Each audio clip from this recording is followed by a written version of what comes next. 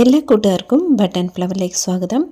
ഇന്നത്തെ വീഡിയോയിൽ നമുക്ക് പല കളറിലും നിറയെ വെറൈറ്റിയിലും നമുക്ക് തൈകൾ മൂലവും ഇല്ലെങ്കിൽ സീഡ് മൂലവും ഈസിയായിട്ട് വളർത്തിയെടുക്കാൻ പറ്റിയ സിനിയ പ്ലാന്റുകളെ കുറിച്ചാണ് ഇന്നത്തെ വീഡിയോയിൽ ഉൾപ്പെടുത്തിയിരിക്കുന്നത്. അപ്പോൾ വീഡിയോ ആദ്യമായിട്ട് കാണുന്നവരാണെങ്കിൽ ഒന്ന് സബ്സ്ക്രൈബ് ചെയ്ത് സപ്പോർട്ട് ചെയ്യണം.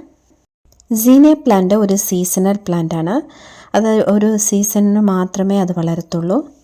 നാടൻ വെറൈറ്റി, ഹൈബ്രിഡ്, മിനിയേച്ചർ അങ്ങനെ പല ഡിഫറെൻറ്റ് ടൈപ്സ് സീനിയാവും ഇപ്പം നമുക്ക് അവൈലബിൾ ആണ് നഴ്സറിയിലെല്ലാം.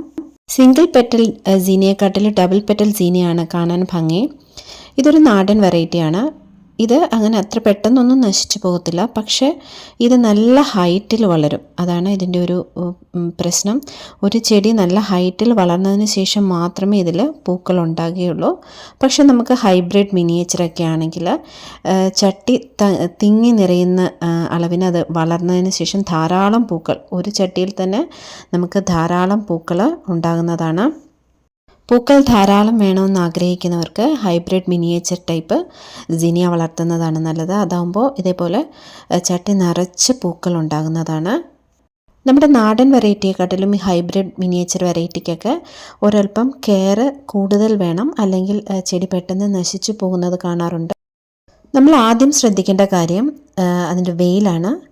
കുറഞ്ഞതൊരു 6 മണിക്കൂറെങ്കിലും വെയിൽ സീനിയ പ്ലാന്റിന് വേണം. അപ്പോഴേ ചെടി നിറച്ച് പൂക്കൾ ഉണ്ടാകുകയുള്ളൂ. അതേപോലെ രണ്ടാമത്തെ കാര്യം, നമ്മൾ ഇതിന് കൊടുക്കുന്ന വെള്ളത്തിൻ്റെ അളവാണ്. ഒരുപാട് വെള്ളമായി കഴിയുമ്പോഴത്തേന് ഈ ചെടി പെട്ടെന്ന് വേരുകളെല്ലാം ചീഞ്ഞു പോകുന്നതായിട്ട് കാണാറുണ്ട്. അപ്പോൾ അതുകൊണ്ട് നമ്മൾ വെള്ളം ആവശ്യമെങ്കിൽ മാത്രം ഒഴിച്ചു കൊടുത്താൽ മതി. ഒരുപാട് വെള്ളം കെട്ടി നിൽക്കുന്ന മാതിരിയൊന്നും ഒഴിച്ചു കൊടുക്കരുത്. തൈകൾ വാങ്ങുന്നതിന് പകരം നമുക്ക് ഈ സീഡുകൾ മുഖാന്തരം ഇത് നമുക്ക് പ്രൊപ്പഗേഷൻ ചെയ്തെടുക്കാം. കാരണം അതാകുമ്പം നമുക്ക് ധാരാളം ചെടികൾ കിട്ടും. ഞാനിവിടെ തൈകൾ സീഡ് മുഖാന്തരമാണ് ഞാൻ പ്രൊപ്പഗേറ്റ് ചെയ്തെടുക്കുന്നത്. ഇതൊരു ഓൺലൈൻ സൈറ്റിൽ നിന്ന് വാങ്ങിച്ചത് സിനിയ സീഡാണ്. ഞാനിവിടെ ഈ സീഡ് നടാൻ വേണ്ടി വെറും മണ്ണും ചകിരിച്ചോറും മാത്രമേ എടുത്തിട്ടുള്ളൂ, വേറെ ഒന്നും ചേർത്ത് കൊടുത്തിട്ടില്ല. വേണമെങ്കിൽ നമുക്ക് ചകിരിച്ചോറിന് പകരം മണൽ ചേർത്ത് കൊടുക്കാവുന്നതാണ്, വേറൊന്നും ആവശ്യമില്ല. ഞാനിത് ഓർഗാനിക് ബസാറിന്നൊരു ഓൺലൈൻ സൈറ്റിൽ നിന്ന് വാങ്ങിച്ചതാണ്. അവരുടെ പാക്കിംഗ് എല്ലാം സൂപ്പറാണ്. ഞാനിതിലേക്ക് കുറച്ച് മാത്രമേ ഇട്ട് കൊടുക്കുന്നുള്ളൂ, എല്ലാ സീഡും കൂടി ഇട്ട് കൊടുക്കുന്നില്ല. സീഡ്ലിംഗ് ട്രേ ഉണ്ടെങ്കിൽ നമുക്കതിൽ സീഡ് ഇട്ട് കൊടുക്കുന്നതാണ് ഉത്തമം. ഇപ്പോൾ ഇതിനു മേലെ നമുക്കൊരല്പം മണ്ണിട്ട് കൊടുക്കാം, ഒരുപാട് മണ്ണിട്ട് മൂടണ്ട. ഇതിപ്പോൾ നമുക്ക് ചെടി നന്നായിട്ട് കിളിക്കുന്നവരെ തണലത്ത് വെച്ച് കൊടുക്കാം. ഒരു കാരണവശാലും ഇത് വെയിലത്ത് വെക്കാൻ പാടില്ല. ദിവസവും ഇതിൽ വെള്ളം തളിച്ചു കൊടുക്കേണ്ടതാണ്. നമ്മൾ നട്ട് സീനിയയുടെ ചെടിയെല്ലാം നന്നായിട്ട് വളർന്നിട്ടുണ്ട്. ഇതിപ്പോൾ മാറ്റി നടാൻ സമയമായി. ഞാൻ പോട്ടിംഗ് മിക്സായിട്ട് എടുത്തേക്കുന്നത് മണ്ണ്, ചകിരിച്ചോറ്, ചാണകം ഉണക്കി പൊടിച്ചത്, ഒരൽപ്പം ബോൺ മീൽ പൗഡർ, അതോടൊപ്പം ഞാൻ കുറച്ച് വേപ്പിൻ പിണ്ണാക്കും ചേർത്ത് കൊടുക്കുന്നുണ്ട്. ഞാനത് എല്ലാ ചെടികൾക്കും വേപ്പിൻ പിണ്ണാക്ക് ചേർക്കാറുണ്ട്. അതോടൊപ്പം ഞാൻ ഒരൽപ്പം വെർമി കമ്പോസ്റ്റും കൂടാണ് ചേർത്ത് കൊടുക്കുന്നത്. ഏത് ചെടി നട്ടാലും ഒരൽപ്പം വേപ്പിൻ പിണ്ണാക്ക് ചേർത്ത് കൊടുക്കുന്നത് നല്ലതാണ്. കാരണം വേരുകൾ പെട്ടെന്ന് അസുഖങ്ങൾ ബാധിക്കാതിരിക്കാനും ചെടിയിൽ നിറയെ കീടങ്ങളുടെ ആക്രമണം ഉണ്ടാകാതിരിക്കാനും നമുക്ക് വേപ്പിൻ പിണ്ണാക്ക് പോട്ടിംഗ് മിക്സിൽ ചേർത്ത് കൊടുക്കുന്നത് നല്ലതാണ്. ഞാനിവിടെ 10 ഇഞ്ച് പോട്ടിൽ ഒരു 2 എണ്ണവും 8 ഇഞ്ച് പോട്ടിൽ ഒരെണ്ണമേ വെച്ച് നടുന്നുള്ളൂ. നിങ്ങൾക്ക് വേണമെങ്കിൽ 2 എണ്ണം വെച്ചൊക്കെ നടാം. കാരണം കാണാൻ ഭംഗിയായിരിക്കും. ഒരേ പോട്ടിൽ 2-3 കളറിൽ പൂക്കൾ ഉണ്ടാകുന്നത് കാണാൻ നല്ല ഭംഗിയാണ്. ഇത് നാടൻ വെറൈറ്റി ആയതുകൊണ്ട് അധികം ബുഷിയായിട്ടും വളരത്തില്ല, ഹൈറ്റായിട്ടേ വളരത്തുള്ളൂ. അതുകൊണ്ടപ്പോൾ നമുക്ക് 10 ഇഞ്ച് പോട്ടിൽ വേണമെങ്കിൽ 3 എണ്ണമൊക്കെ വെച്ച് നട്ടു കൊടുക്കാവുന്നതാണ്.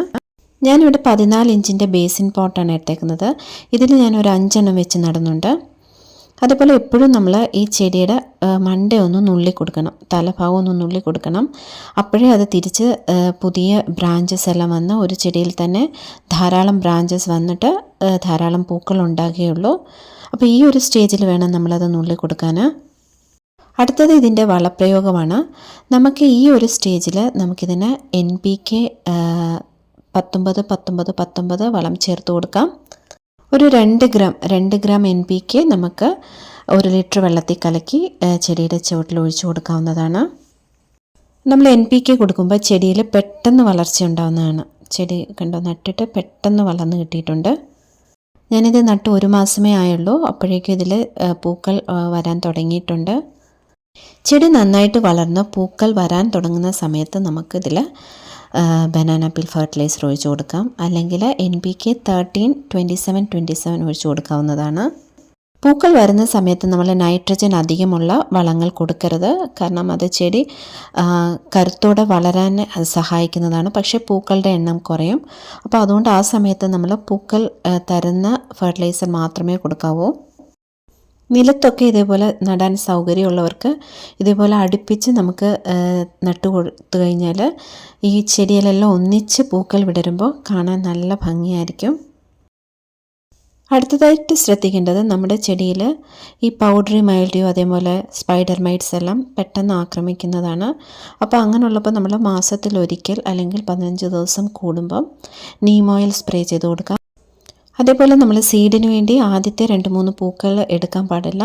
ഒരു 3-4 പൂക്കൾ വന്നതിന് ശേഷം മാത്രം നമ്മൾ സീഡിന് വേണ്ടി പൂക്കൾ അതിൽ നിർത്തിയാൽ മതി.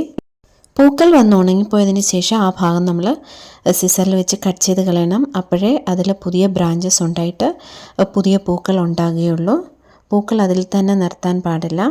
നിങ്ങൾ നഴ്സറിയിൽ നിന്നൊക്കെ പ്ലാന്റ് വാങ്ങിക്കുന്നവരാണെങ്കിൽ ഒരുപാട് പൂക്കളുള്ള ചെടി വാങ്ങിക്കരുത്. കാരണം അത് വീട്ടിൽ വരുമ്പോൾ കുറച്ച് ദിവസത്തേക്ക് അത് വാടിപ്പോകും. അപ്പോൾ പൂക്കൾ ഇടാൻ തുടങ്ങുന്നതിന് മുൻപ് ഉള്ള പ്ലാന്റ് വാങ്ങുന്നതാണ് നല്ലത്. അല്ലെങ്കിൽ തൈകൾ വാങ്ങിച്ച് നമുക്ക് വളർത്താവുന്നതാണ്. അപ്പോൾ ഇന്നത്തെ വീഡിയോയിൽ സീനിയ പ്ലാന്റുകളെ കുറിച്ചുള്ള കെയർ, അതിൻ്റെ പ്രൊപ്പഗേഷൻ എല്ലാം നിങ്ങൾക്ക് മനസ്സിലായെന്ന് വിചാരിക്കുന്നു. അപ്പോൾ ഇന്നത്തെ വീഡിയോ ഇഷ്ടമായെങ്കിൽ ലൈക്ക് ചെയ്യാനും ഷെയർ ചെയ്യാനും സബ്സ്ക്രൈബ് ചെയ്യാനും മറക്കരുത്.